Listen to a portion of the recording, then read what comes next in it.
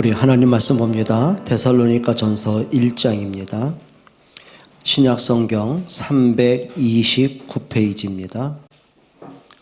신약성경 329페이지 데살로니가 전서 8장 우리 한 절 같이 봉독합니다. 주의 말씀이 너희에게로부터 마게도냐와 아가야에만 들릴 뿐 아니라 하나님을 향하는 너의 믿음의 소문이 각처에 퍼졌으므로 우리는 아무 말도 할 것이 없노라. 아멘. 여러분, 하나님이 원하시는 한 사람이 있습니다. 하나님의 능력이 부족해가지고 많은 무리가 필요하고 하나님의 지혜가 딸려서 저 머리 돌아가는 지식인들이 필요하고 돈이 필요해서 재벌이 필요하고 하나님은 절대 그렇지 않습니다. 여러분, 하나님이 한 사람이 일어날 때요. 그 한 사람이 누굴까요? 이런 사람들입니다. 복음 가진 한 사람입니다. 요셉에게 분명한 언약이 담겨지고 보니 요셉을 통해서 그 한 사람, 힘없고 어리고 그렇죠. 초라하고 무시당하는 그 노예를 통해서 애굽 전역을 살립니다.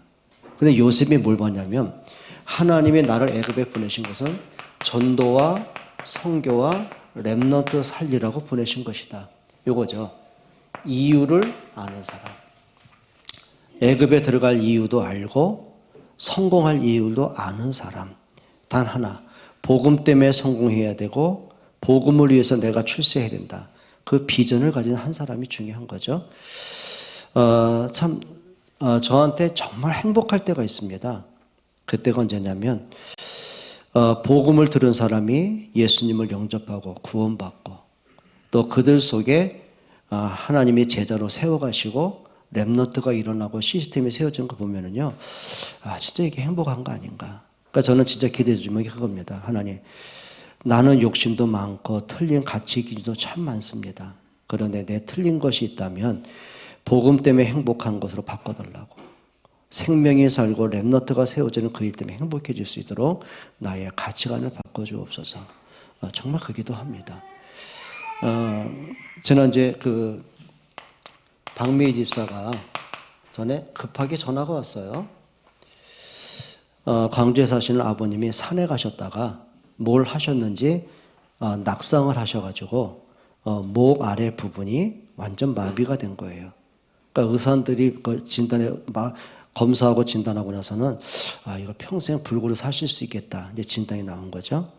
그래서 너무 다급하게 전화가 와서 여러분도 아시죠? 이렇게 교회 단톡방에 올렸는데 여러분 다 같이 기도해 주시고 그래서 응급처치만 이제 광주에서 하시고 그리고 이어서 바로 이제 수원의 아주대병원으로 오셔서 입원하셨고 치료를 받으셨어요. 그리고 이제 병원에서는 장기간 입원이 안 되잖아요. 그러니까 치료받고 어쩔 수 없이 요양원으로 옮기셨는데 복음을 전해드려야 되는데 팬데믹 때문에 코로나 때문에 병원 출입이 안 되니까 제가 부탁을 했습니다. 요양원에서 아주대 병원에 진료받으러 가는 시간이 있으니까 그때 진료 끝나고 아버지 차에 모시고 교회로 와라. 그러면 이제 계단에 올라오실 수가 없으니까 주차장에 파킹하고 복음 듣게 하자. 그래가지고 그날이 된 거예요. 복음을 들으시고 예수 영접하시고 그리고 그 어머니도 간병하러 오셨다가 복음을 들으시고 또 예수 영접하시고 지금은 이제 어머니는 이제 광주의 그 세계를 교회하는 사역자를 통해서 좀 지속적으로 다락방을 받고 계시고요. 그러니까 이제 이렇게 부모님이 이제 복음을 듣고 이제 구원을 받으신 거죠.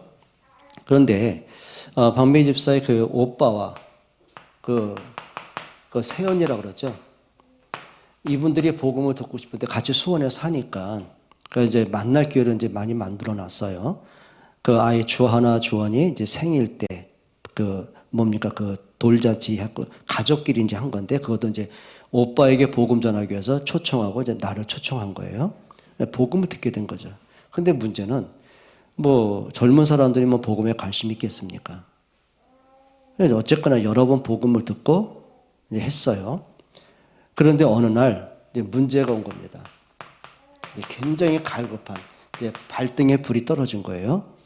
그 아버님이 이 세연이의 아버님이 그 60대 초반인데 암이 왔는데 그게 말기암 때 발견되셨어요. 그러니까 병원에서는 뭐 이제 소망 없는 거죠. 사형 선고 받고. 그러니까 이제 이 세연이가 얼마나 갈급합니까? 그리고 이제는 그 박미희 집사를 통해서 강단 말씀 메시지를 계속 듣게 된 거예요. 말씀을 듣고. 그리고 나서는 이제 그 아버님이 이제 위독해가지고 어떻게 하면 좋겠냐. 복음을 듣고. 그럼 내가 시간 되면 내려갈게. 그 전에 급하니까 아마 그 정도 되면은 아마 정신도 혼미하고 지쳐가지고 길게 메시지 못 듣는다.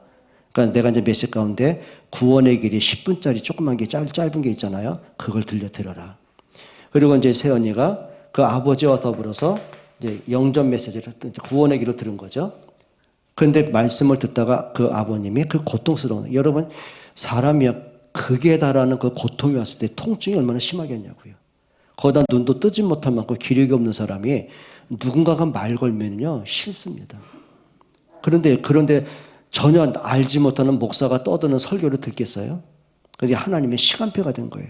너무 갈급하니까 이 새언니와 그 가족들과 아버님이 그 병 중에 극한 고통 속에서도 복음을 듣고, 그리고 이분들이 예수님을 영접을 한 거예요.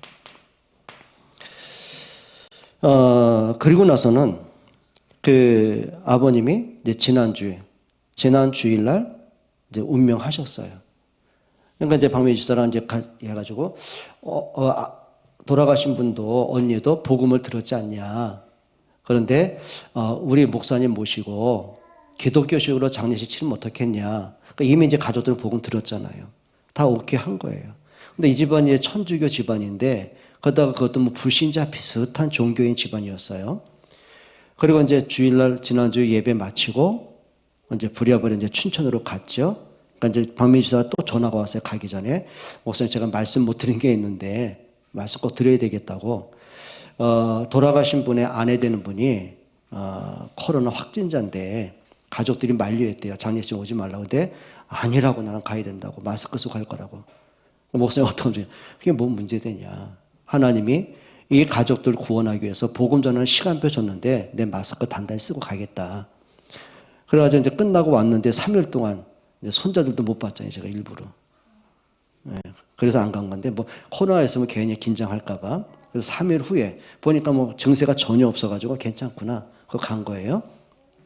하여튼 갔더니 이미 하나님 작업을 다 해놨어요. 갔더니 처음 보는 난데 낯설잖아요. 근데 더군다나 장례식장에 뭐 목사가 와서 한다는, 자기 기독교 신자도 아닌데, 근데 이미 말씀을 들은 상태고 아버님이 영접하고 이제 세연이 된 사람이 저한테 얘기하더라고요. 아버님이 그 힘든 중에도 복음 듣고 너무 감사하다 그러고, 정말 예수님이 이런 분이라고. 그리고 이제 포럼하시다가 그리고 돌아가신 거예요. 돌아갈 때 너무 환하게. 그러니까 이제 가족들이 그걸 봤단 말이죠.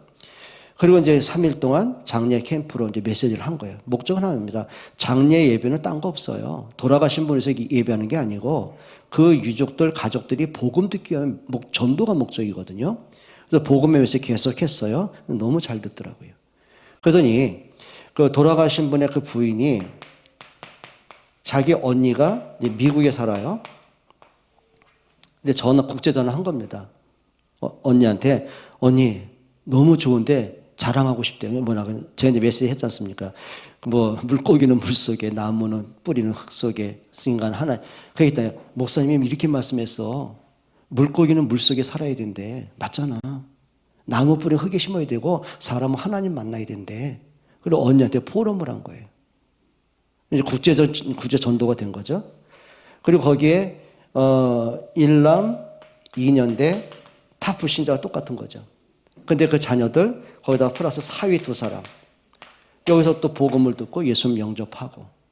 그 돌아가신 그 분의 아내가, 목사님 이 말씀 계속 듣고 싶은데 어떻게 했더니 유튜브에 가면 메시지 많다. 그러냐고. 당장 듣고 계속 듣고 계시더라고요. 그런데 박미희 집사가 물론 자기 부모님 위해서 기도하고 뭐 주변 사람 놓고 기도하고 전도 때문에 고민 많이 했을 거 아닙니까? 근데 이렇게 되기까지는요, 박미희 집사 언니가 미국에 살아요. 근데 굉장히 사명자예요. 정말 복음 사랑하고 전도 때문에 마음 담고 아버님이 이렇게 투병 중에 있으니까 미국에서 일부러 나와가지고는 한 달 동안 아버님 간호하다가 이제 갔어요. 그러니까 결국은 어느 한 사람이 가문 복음을 놓고 기도하고 그리고 전도를 놓고 세계 복음을 놓고 기도하는 가운데 하나의 때를 따라 때로는 사건을 통해서 문제를 통해서 그들을 갈급하게 만드셔서는 복음을 들어야만 될 만큼 이제 그들을 몰아가신 거죠. 시간표입니다. 결국은 하나님의 주는 시간표가 있는 거죠. 왜 제가 이 말씀을 드리냐면은 한 사람이더라고요. 근데 그 한 사람이 누구냐는 거예요. 그냥 복음 겉돌고 뭐 예배 뭐 그냥 왔다가 가고 뭐 아무리 전도 얘기해도 관심 없고 그 사람을 얘기하는 게 아니고 아까도 말씀드린 것처럼 하나님이 정말 필요로 하는 사람은 한 사람이더라고요. 진짜 복음이면 단데 그리스도면 충분한데 모든 문제 이미 그리스도가 끝내셨는데 그 복음을 바로 아는 한 사람. 그러면 내가 이 복음을 듣고 사망에서 생명을 얻었잖아요. 내가 운명에서 해방을 받았고 나도 또한 이 복음을 듣고 사단의 올무에서 자유케 됐잖아요. 내가 복음을 듣고 하나님 구원받은 자녀가 됐잖아요. 그러면 내가 이렇게 복음을 듣고 구원받은 것처럼 내 주변에 구원받은 사람이 이렇게 많은데 이걸 보는 정말 전도가 뭔지 그걸 놓고 마음 담고 기도하고 그들에게 박미가 한 것처럼 이거를 한번 들어봐. 힘들 때 한번 들어봐봐. 그리고 메시지를 보내주고 유튜브 보내는 건 뭐 어렵습니까? 그리고 만나서 복음 듣게 하고 어떤 문제가 생겼으니까 또 목사님 연결시키기도 하고 그럼 그 가정 구원받고 심지어는 그 들은 가족들이 복음을 또 미국에 있는 가족들에게 또 전달하고 오늘 성경이 그 말이에요. 한번 보실까요? 데살로니가전서 1장 8절 한번 보세요. 주의 말씀이 너희에게로부터 사망에서 생명 얻은 너를 통해서 마게도냐와 아가야에만 들릴 뿐만 아니라 하나님을 향하는 너의 믿음의 소문이 각처에 퍼졌다. 복음 가진 한 사람을 통해서 어떻게 된 거예요? 크게 또 나와 관계된 사람들도 또 복음이 증거되고 또 제가 복음을 갖고 있다 보니까 뭐 박미의 사돈댁을 내가 어떻게 알겠어요? 춘천에 사는 사람들은. 그런데 복음 가진 사람을 통해 연결되고 또 하나님 만나게 하시고 복음을 전하니 그들이 예수님을 영접하고 또 그들을 통해서 또 만나지도 않은 미국과 연결되고 그게 뭐예요? 복음의 재확산이 되는 거예요. 그래서 이렇게 보시면 됩니다. 복음은 생명을 주는 능력이다. 생명을 살리는 능력이다. 복음은 생명입니다. 예수님 뭐라고 하셨어요? 나는 부활이요 생명이라고 그랬어요. 이 복음은 뭐예요? 모든 믿는 자에게 구원을 주시는 하나님의 능력입니다. 그러면 여러분은 복음 가진 하나님의 자녀들이거든요. 정말 기도하셔야 됩니다. 여러분 일단은 여러분 가문을 한번 보세요. 집안 식구들, 내 가족들, 내 친척들, 내 형제들, 나와 함께 하는 동료들, 이웃들 얼마나 많아요. 그들도 복음이 필요한 사람들이에요. 그들도 운명에서 빠져나와야 되는 거예요. 그들도 여러분이 알고 있는 그들도요. 사단의 손에서 자유케 돼야 되는 거예요. 그러면 그들이 운명에서 해방받고 사단에서 자유케 되고 구원받는 길은 하나입니다. 그들도 복음을 들어야 되는 거예요. 그래서 성경에 뭐랬죠? 전하는 자가 없이 듣겠냐. 전하는 자가 없이 어찌 듣겠냐. 여러분이 복음을 전하지 않고 어떻게 그 사람들이 복음을 듣겠어요? 기도하셔야 돼요. 그냥 막연하게 그냥 뭐 생명축제 추수감사 예배 뭐 하나 끝나니까 몇 명 왔나 누구 왔나 뭐 오늘 행사 뭔가 뭐 들을 만한 그리고 끝나는 행사가 되면 안 되고요. 하나님 정말 내가 나를 구원하신 것처럼 내 주변의 사람들에게 이 복음 듣고 구원받는 사람에게 붙여주세요. 정말 기도하시라니까요. 오늘부터 그 기도가 시작되고 전도가 여러분의 마음에 담기기를 주의 이름으로 축원합니다. 그럼 그 다음에 일은 하나님이 하시는 거예요. 그 다음 일은 자 요셉이 복음을 알고 있고 전도 때문에 나를 보내셨다는 걸 알고 나니 그 다음에 하나님 만남, 사건, 응답, 축복, 기적은 하나님이 만들어 가시는 거예요. 그게 뭐냐면 하나님이 하시는 일을 보는 사람. 요셉이 이거 본 거예요. 하나님이 하시는 일을 봤어요. 사건을 통해서 하나님이 하시는 일들, 문제를 통해 하나님이 하시는 일들, 내가 총리가 된 이후에 하나님이 하시는 일들, 그러니 문제 때문에 흔들릴 거 없고, 일이 해결되고 잘 됐다고 흥분할 거 없고, 방향이 분명해지는 거예요. 그걸 하나님이 쓰시는 한 사람이라고 그래요. 여러분, 이런 사람 되기를 주의 이름으로 축원합니다. 하나님 고맙습니다. 복음 가진 한 사람, 하나님의 탄식과 소원을 아는 전도와 선교와 렘넌트에 관심 갖는 한 사람이 되게 하옵소서. 예수 그리스도의 이름으로 기도합니다.